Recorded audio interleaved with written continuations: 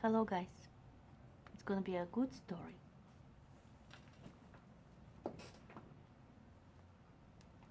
Actually, this is gonna be a very short story because I have nothing much to say about my personal story with this perfume, but still, I'm expecting you to tell me your story if you ever have this in your collection. I will talk about Knowing by Estee Lauder. I applied this perfume on myself and sitting in a cloud of that era.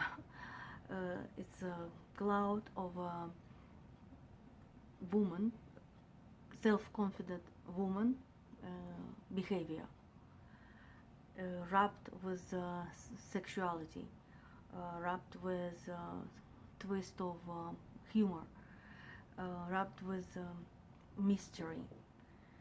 It's all together, and all these ingredients are so different than nowadays. On the other hand, it's still so good, even if maybe for some noses it will be a little bit old-fashioned. And of course, old-fashioned. It was created in 1988, and the perfumer Jean Curleo, and the nose behind this perfume, Elie Roger. I will read you the notes.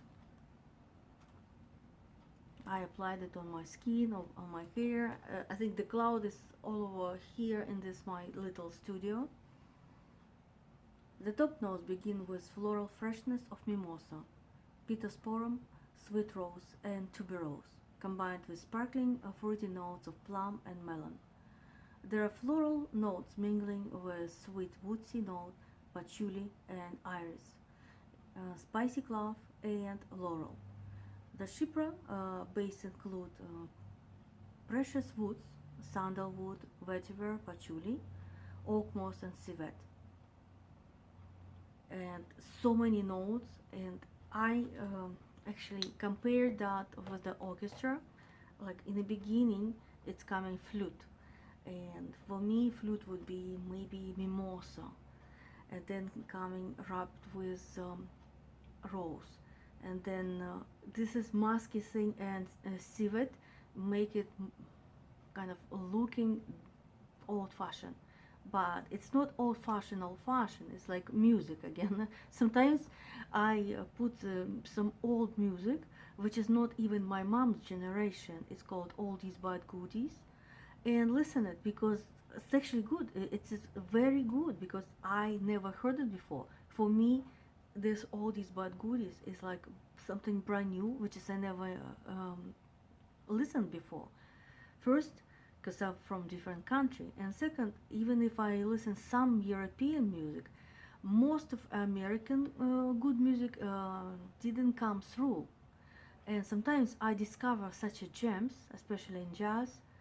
So that's what I discovered now, after so many years of abundance. Actually, I knew this perfume. One of my colleagues used to have this one, and I even asked her, "What is this?" And she said, "Knowing."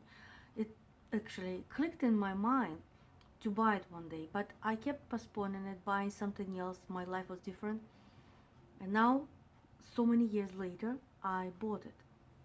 I'm so happy. Everything started from last year.